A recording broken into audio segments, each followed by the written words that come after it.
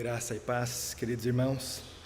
Que alegria é o Natal, tempo precioso que nós temos de relembrar o que Deus fez, o que Deus faz. Eu quero meditar um pouco essa noite sobre o Natal, o Evangelho de Deus. Nós estamos aí no quarto domingo de Advento, já nos preparando para o próximo final de semana, onde vamos celebrar o Natal. Ainda na sexta-feira teremos um culto de adoração, um culto de Natal, louvando ao nosso Deus. E eu quero convidar você a abrir a sua Bíblia junto comigo na Epístola de Paulo aos Romanos. Nós leremos no capítulo 1, do versículo 1 até o versículo de número 7. Romanos, capítulo 1, a partir do versículo 1 até o versículo 7. A palavra do Senhor nos diz assim, a partir de Romanos, capítulo 1, versículo 1.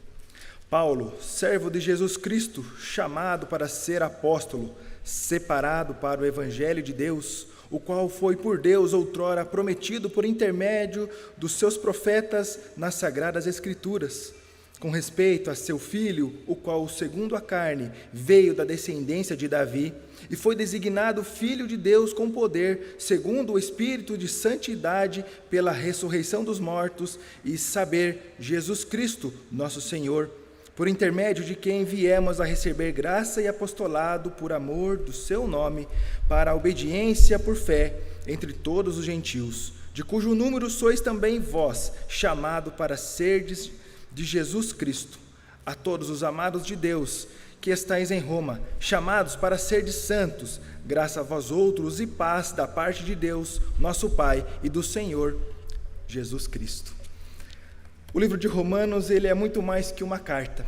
Ele é um tratado teológico, onde Paulo vai tratar assuntos profundos da igreja de Jesus Cristo. Problemas se levantavam naquele momento, ataques contra a sã doutrina, e ele vem, pelo poder do Espírito Santo, advertir o seu povo. E é interessante a forma como Paulo escreve algumas cartas. Geralmente é de A para B, a Paulo para uma igreja, e ele faz uma breve saudação. Mas na carta de Romanos ele faz um pouco diferente. Ele faz uma saudação juntamente com uma pequena confissão de fé, um texto que aponta para a obra de Cristo, o poder que Jesus recebeu do próprio Pai. E nesse tempo de Natal nós somos convidados a refletir sobre isso. Por que o Natal? É muito raso e muito triste somente celebrar o Natal como um dia de um nascimento. É muito raso, mas é muito profundo quando é o nascimento de Jesus, o Filho de Deus, o Verbo encarnado. É algo muito mais importante para nós cristãos, aqueles que creem em Jesus Cristo como Senhor e Salvador. É um dia de celebração, um dia de alegria, porque Jesus nasceu. Eu quero convidar você a pensar algumas coisas sobre o Natal. E o primeiro ponto, o Natal é uma promessa de Deus. O versículo 2, ele nos diz que foi uma promessa feita por Deus, por intermédio dos profetas, nas Sagradas Escrituras, desde o Antigo Testamento. Nós temos a anunciação do Messias prometido. Nós cantamos isso num cântico, Messias prometido. Nós também cantamos outros cânticos que falam a respeito da promessa de Deus. E a promessa do Senhor é algo que nós podemos confiar e crer. Ter a certeza que é plena, que é perfeita, porque a promessa que o Senhor faz, Ele não quebra. Algumas promessas que nós fazemos, com toda certeza, nós quebramos. Eu acho que a maior promessa que a gente quebra é a segunda-feira. Segunda-feira vai ser sempre o dia da dieta, o dia da academia, o dia da corrida no parque. Quantas vezes eu mesmo falei isso para minha esposa. Aí vai segunda, terça e vai passando. Mas a promessa que Deus faz não é assim. Ela não acaba no primeiro dia. A promessa que o Senhor faz, ela é plena, ela é perfeita, ela é perpétua. Porque foi o próprio Deus que assim o fez. Natal é uma promessa do Senhor. A partir da queda, o Senhor faz uma promessa. E chega o dia que estava tudo preparado para que a promessa do Senhor fosse assim cumprida. Isaías 41, versículo 27, também no 52, versículo 7. Nós temos ali algumas profecias que apontam para a glória de Jesus e tantas outras no Antigo Testamento. E todas elas foram cumpridas, porque é Deus quem fez. É Deus quem faz a promessa. E Jesus é essa boa nova. Jesus é a boa nova, é a promessa cumprida do Pai. O problema que nós tínhamos desde a queda, o problema que nós tínhamos da morte eterna, de ficarmos longe do Senhor, a promessa foi cumprida. Jesus nasceu. Jesus nasceu para que eu e você pudéssemos ter vida. Jesus nasce para que eu e você possamos ser novamente religados ao nosso Deus, porque Jesus é a demonstração do amor, da misericórdia e do poder do nosso Deus. E algo que é importante nós lembrarmos é que o humano tem memória curta. Quer ver? Não vou falar a última eleição, mas na quinta última eleição, em quem você votou? Escutei um vixe, faz tempo, e a gente já esqueceu. Deus sabe disso. E todas as vezes que Ele intervém na história da humanidade, Ele marca datas. O data de nascimento de Jesus nós não sabemos, e é muito bom isso, eu já até falei aqui uma vez, porque seria uma coisa de idolatria enorme. Mas é uma data que chegou e aconteceu. Jesus Cristo nasceu. A promessa teve um dia que foi marcada no Cronos, e ali Jesus chegou. A boa nova, Jesus Cristo. A saída do Egito, a liberdade do povo foi marcada. E Deus assim chama atenção, comam algumas coisas diferentes nesse dia. Comam ervas amargas para lembrar do peso e dos dias amargos. E comam um cordeiro santo, como um cordeiro sem mácula, um cordeiro separado, perfeito, para lembrar. Memoriais que o Senhor nos traz. A promessa do Senhor foi cumprida, porque o Senhor é quem fez. E o Natal é uma promessa do Senhor. O Natal é o nosso êxodo, é a nossa saída da escravidão do pecado, e a partir de Cristo a liberdade no Senhor. Talvez estamos finalizando esse ano cansados. Talvez nós tivemos prejuízos, com toda certeza todos nós aqui tivemos. Algumas expectativas estão diminuídas por conta desse cansaço, por conta de tudo que acontece. A esperança vai se desvaindo aos poucos. Mas o Natal ele vem para nos lembrar que a esperança é no Senhor. Não nas condições, não nas adversidades, mas é no Senhor que nos providencia Jesus Cristo para nos salvar. Natal é tempo de esperança. Natal é tempo de lembrar as promessas do Senhor para o seu povo. Natal é tempo de relembrar o significado do nascimento, o porquê nós precisávamos de Jesus Cristo, nascendo de uma virgem, crescendo como homem, sofrendo as intempéries, sofrendo dor, o cansaço, sendo humilhado, para que o sacrifício dele, quando no tempo oportuno na cruz, fosse validado em nosso lugar. Natal é tempo de esperança, relembrarmos a promessa. Natal também é tempo de relembrarmos que o Filho de Deus tem poder. O versículo 4 nos diz assim: e foi designado Filho de Deus com poder, segundo o Espírito de santidade. E também na continuação ele vai falar ali a respeito da ressurreição dos mortos. A segunda pessoa da Trindade, Jesus Cristo, quando aqui não usurpou ser igual a Deus, antes ele cumpriu a vontade do Pai, ainda que quando tentado, ele ainda assim se manteve fiel, sem mácula, sem pecado, para que o sacrifício fosse válido, demonstrando que é possível que a gente possa também assim fazer. Jesus vem para demonstrar o poder do Pai. Quando nós olhamos para os milagres e prodígios de Jesus, ele vai contra as leis da física, da química, da natureza, da ordem natural, das doenças, da vida, porque ele veio para demonstrar o poder do Pai, que foi colocado em suas mãos. E Paulo não estava ensinando uma nova doutrina, Paulo estava relembrando a sua igreja, daquilo que Deus faz. E nessa pequena saudação, no início desse texto, onde nós vamos ter uma carta tremenda sobre muitas coisas, muitos tratados, ele faz uma breve reflexão sobre isso, o poder do Filho de Deus. E algumas vezes a gente acaba esquecendo disso, vai se deixando passar pelas aflições, pelas dificuldades, pelo cansaço do ano, pelos desafios e por tudo que vai acontecendo, e acabamos esquecendo das promessas que Deus faz para o seu povo e Ele cumpre, acabamos esquecendo do poder de Deus do livramento que Ele dá para o seu povo a cada dia, que a misericórdia do Senhor se renova a cada manhã. O cansaço vai fazendo esquecer, mas a palavra do Senhor é viva e eficaz, e ela vai lembrando, vai aquecendo os nossos corações, vai nos voltando para o Senhor. Mateus capítulo 28, no versículo 18, diz: toda autoridade me foi dada no céu e na terra. Autoridade em Jesus Cristo, toda autoridade. O Filho de Deus morre e ressuscita no meu e no seu lugar, para nos livrar do inferno.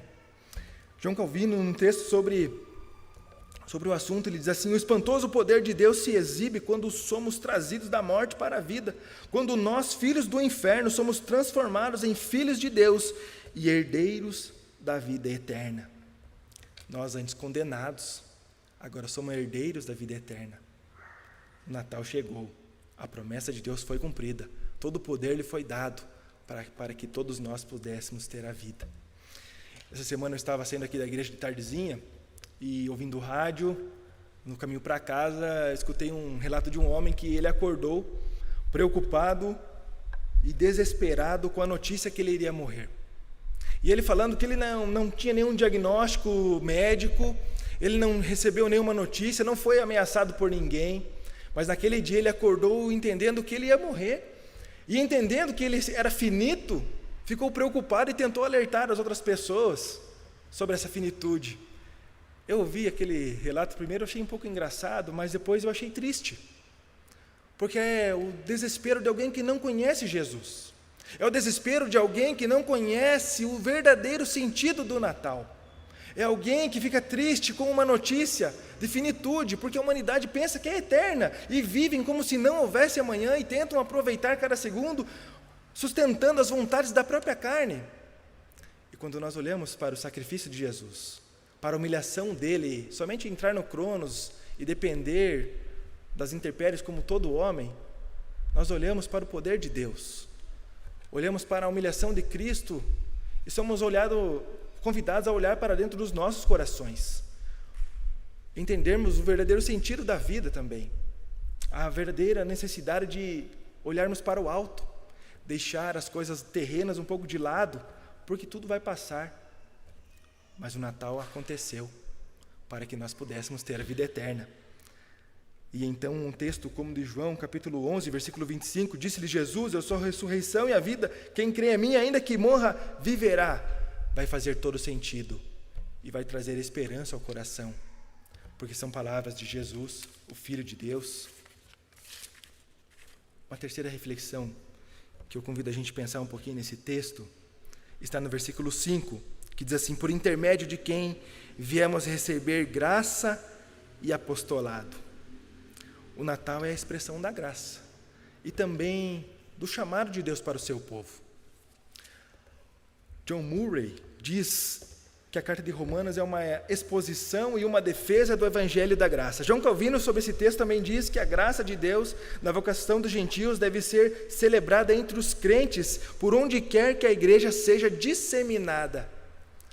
A graça deveria ser o maior motivo de gratidão ao Senhor. Claro que nós nos alegramos com todas as graças, as bênçãos recebidas do Senhor, mas a graça deveria ser a primeira delas, porque foi o nosso maior problema que nós tínhamos, a morte eterna, foi resolvida pela graça do Senhor, e graça essa que se estende a todo que crê em Jesus Cristo como o Senhor e Salvador das suas vidas. Se nós perguntarmos a alguém: você quer receber uma graça? Eu duvido que alguém vai falar não. Quer alguma coisa de graça? Quer receber uma graça? Duvido que falarão não. Mas e a verdadeira graça? Para entender ela, precisamos negar a nós mesmos. Para entender a graça do Senhor, nós precisamos entender o quão longe nós estávamos do Senhor. E é interessante porque o próprio Paulo fala isso: eu, o maior pecador. Paulo se entendia como um grande pecador. E entendendo esse pecado, então ele olha para a santidade do Senhor e vê o quanto ele precisava dessa graça. Esse é o convite que fica a cada um de nós.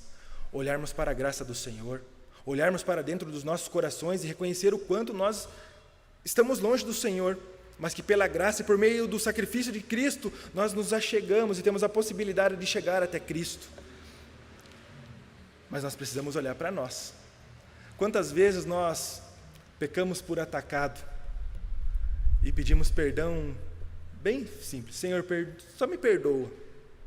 E esses pecados vão a cada dia aumentando a proporção, e daqui a pouco a gente nem ora pedindo perdão mais, e vai se afastando do Senhor a cada dia. E o Natal é um convite a nos achegarmos ao Senhor, entendermos o porquê nós precisávamos da graça.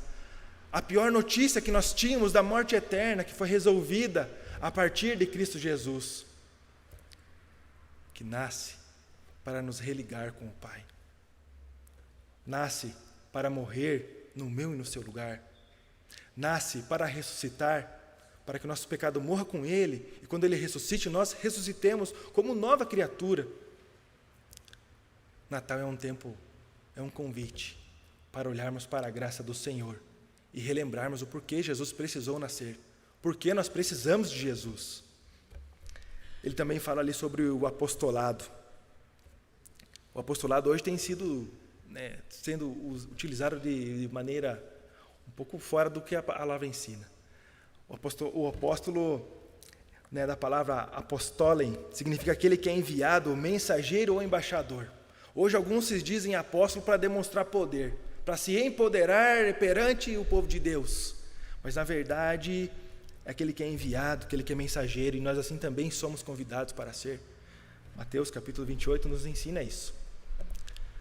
Natal é um tempo de lembrarmos a urgência da pregação do Evangelho. O Natal é um tempo de lembrar a urgência de nós sermos discípulos, sermos aqueles que são enviados, os mensageiros, os embaixadores da Boa Nova, do Evangelho. Nós somos convidados. Natal é um tempo de missão. Natal é um tempo de relembrar o que Deus fez.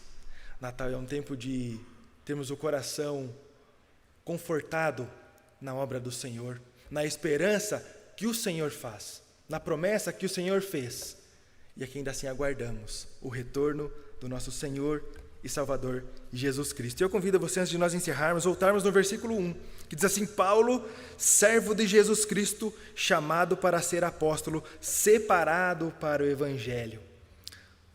Ali o escravo, o chamado para ser apóstolo, servo de Jesus. No início ali ele diz, a palavra do grego é doulos, é escravo, é aquele que depende do seu Senhor para todas as coisas, é aquele que depende do Senhor nos mínimos detalhes, nas pequenas coisas da vida até as grandiosas, na maior delas, que era a nossa morte eterna, até nas mínimas, que é aquela bênção que a gente recebe a cada dia, que é só para nós, que a gente não é igual para todo mundo. Natal é tempo de lembrarmos da provisão do Senhor, do nascimento de Jesus Cristo, o nosso Senhor e Salvador, de olharmos para o testemunho de Paulo e também assim vivermos para a graça do Senhor, servo de Jesus Cristo, chamado para ser discípulo, separado para o Evangelho. E que Deus nos abençoe. Vamos orar mais uma vez? Santo e eterno Deus, Senhor nosso Pai, em nome de Jesus, nós agradecemos a Tua palavra. Nós agradecemos porque o Senhor é bom. Nós agradecemos, ó Pai, porque o Senhor nos chamou para ser Seu. Nós agradecemos porque Jesus nasceu. Nós agradecemos porque a Sua promessa foi cumprida, como todas foram. Com a certeza, Senhor, que todas serão. Nós só podemos agradecer. Ó Deus, que possamos entender esse chamado que o Senhor tem para as nossas vidas. Que possamos lembrar que o Natal é tempo de celebrar, mas também é tempo, Senhor, de nos dispormos para a missão, de pregarmos que quem salva é só Jesus, de pregarmos o porquê Jesus precisou nascer. Ó Deus, em nome de Jesus, que cada um de nós possamos testemunhar do Senhor, assim como o apóstolo Paulo prega, assim como ele ensinou, que possamos também nós, ó Deus, hoje, continuarmos pregando até o dia que aguardamos o retorno do nosso Senhor e Salvador, Jesus Cristo. Amém. Que Deus nos abençoe.